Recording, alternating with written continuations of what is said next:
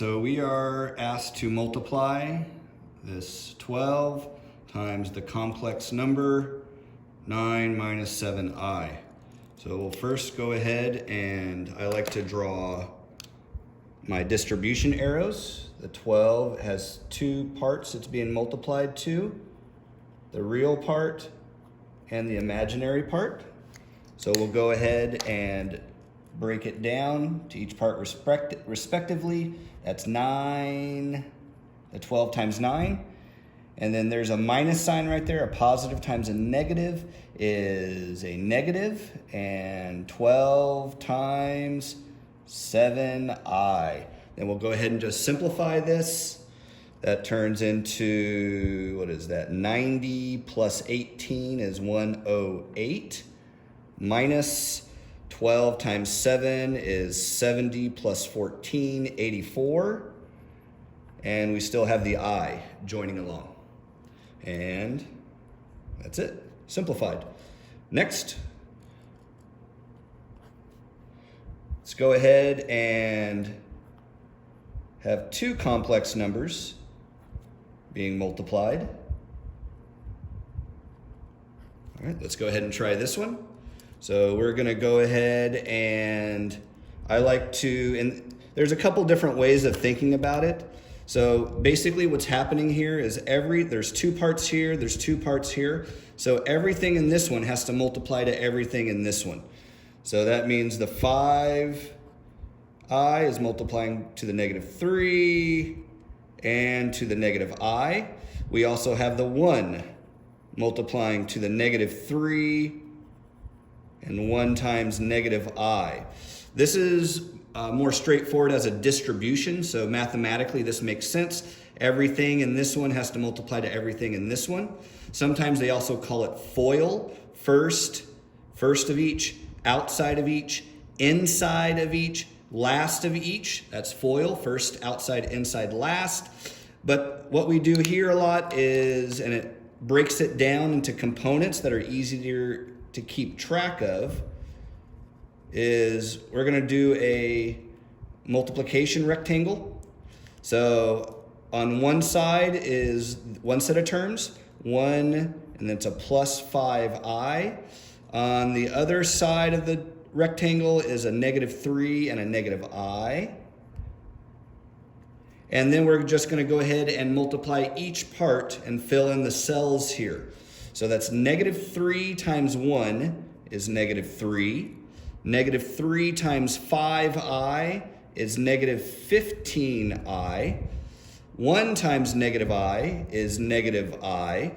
And then 5 times negative I, it is negative 5i squared. Careful, a lot of students forget about that square. I times I is I squared.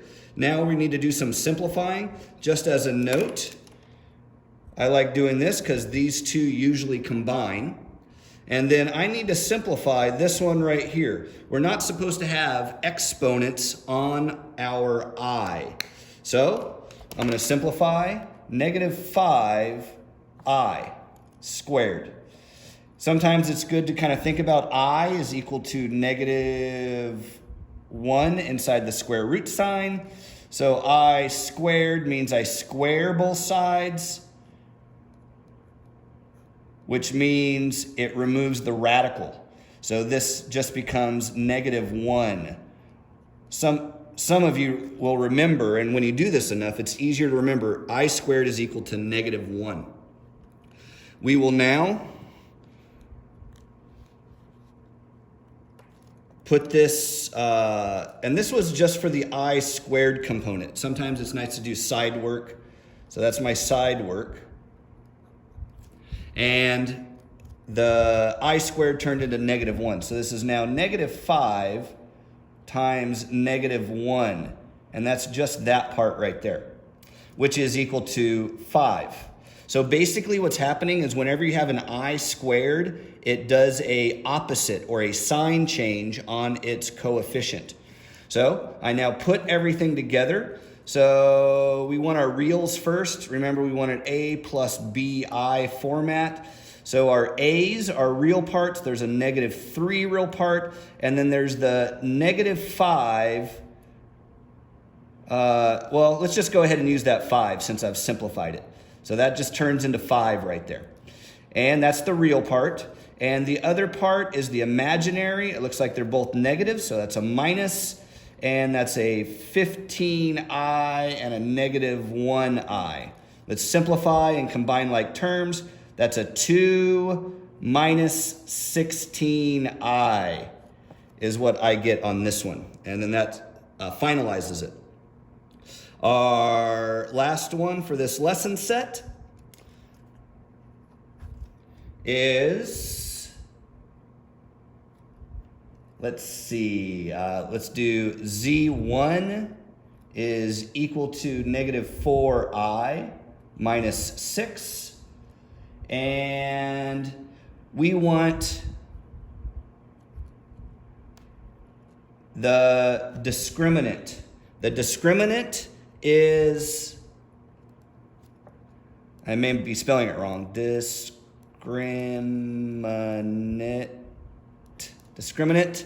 The discriminant is what would I multiply this by to get rid of the I, basically. What would I multiply this by to get rid of the I? There's 2 parts here. So if there's 2 parts, the discriminant will also have 2 parts. And the trick is you're basically doing a sign change on the I component.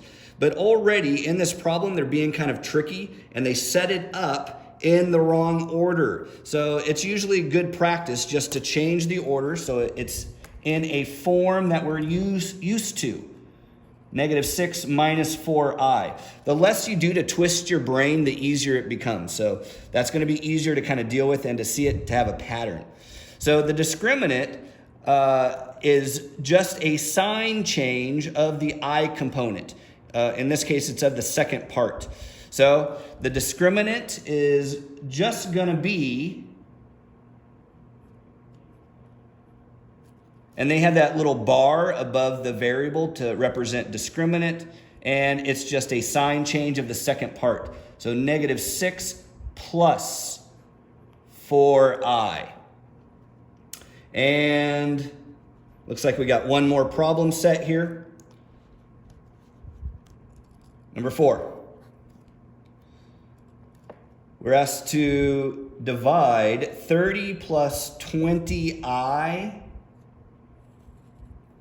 by 1 plus 5i.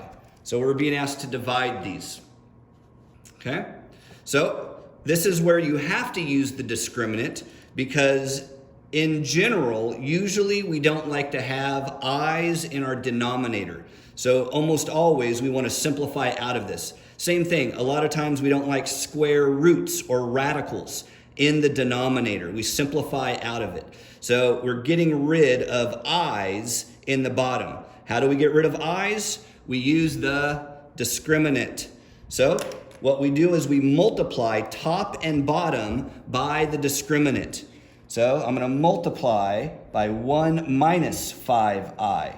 And what you do to the bottom, you have to do to the top, because that's just like multiplying by 1. So that doesn't change the problem, so that's a legal math move. That's a legitimate math move. Now, it's important to note that it's 2 terms times 2 terms. When we multiply fractions, we multiply straight across. So it's this top times this top, this bottom times this bottom. Be very careful. It's a good habit just to put it in parentheses so that you don't accidentally miss something, especially early on. So the top times the top, bottom times the bottom. I'll go ahead and break it down into 2 generic rectangles. That's going to be a little bit easier for me. So here's my first one. And this is going to be the let's do it the numerator. So this is going to be the top part. So the top part is 30 plus 20i, 30 plus 20i. And on the top part of this rectangle, multiply rectangle, it's the second part. It's 30 plus 20i times 1 minus 5i. And then I'll go ahead and just take care of the bottom 2 so I don't forget. So here's the bottom now. The bottom rectangle is a 1 plus 5i, 1 plus 5i. And the top part of the rectangle being multiplied by 1 plus 5i is 1 minus 5i. 1 minus 5i. Now this is the action of the discriminant right here. So notice that it just has the sign change here. So it's very important that the result of the bottom eliminates the I. So we'll see if that happens. Let's go ahead and fill in the parts now. 1 times 30 is 30. 1 times 20i is 20i. Negative 5 times 30 is negative 150i. And then be careful, don't forget about the square here. 20 times negative 5 is negative 100i squared. I'll take care of the other also. I like kind of doing it in stages. For me, 1 times 1 is 1. 1 times 5i is 5i. 1 times negative 5i is negative 5i. Notice those cancel. And negative 5 times 5i times I is negative 25i squared. Don't forget about the square there. Now, let's go ahead and simplify one piece at a time. So on this one here, the real parts, actually, I like to simplify out of that guy right there. So let's take care of our work. I squared, we just said, is negative 1. So this turns into negative 100 times negative 1. And if you remember that fits, it's just a sign change of the coefficient. And same thing for this one right here. This one right here turns into negative 25.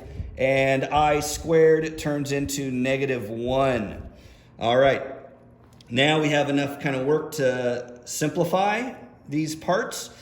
The real part, so this is equal to 100. I like to make a little cross. A lot of things link with these multiply rectangles and crosses. So first are the real parts. 30 plus 100. 30 plus 100. I'm going to switch pins so it's easier to see. 30 plus 100 for the real part. The imaginary part is negative 150 and or plus 20i. So minus 150i plus 20i. There's that part. And let's go ahead and finish this. So that is 130 minus 130i, combined like terms. The last one on this one, or this would be the bottom part of the fraction. The bottom part of the fraction is, first let's take care of the reals. 1 plus 25. Remember that simplifies to 25. 1 plus 25 and negative 5i plus 5i. Notice that those two are the same opposites and cancel. So this turns into 26. And that turns into 0. And I'm not going to muddle it with the 0i. So now we have on the top 130 minus 130i. And on this one right here, we have the 26 on the bottom. So this is 130 minus 130i on the top. On the bottom is 26. Remember, both of these are being divided by the 26. So 26 goes into 130. Notice they both have a 2. They have a 13. This is 2 times 13. So it goes into both of those 5 times. So that turns into 5 minus 5i. And I'll just break it down in another way. Some of you might like it easier this way. You can break it down as 130 divided by 26 minus sign 130 divided by 26, and it has the I. Both parts get divided by the 26. It's kind of like the operation of addition and subtraction of fractions. You keep the bottom number. This kind of reverses that action. So if you have the bottom number, you can reverse it and keep it the bottom for both of the parts or terms. So that equals the same thing. 26 goes into 135 times. The negative sign, 26 into 135 times, and we carry over the I. Oh, the whole thing. So that's 5 minus 5i.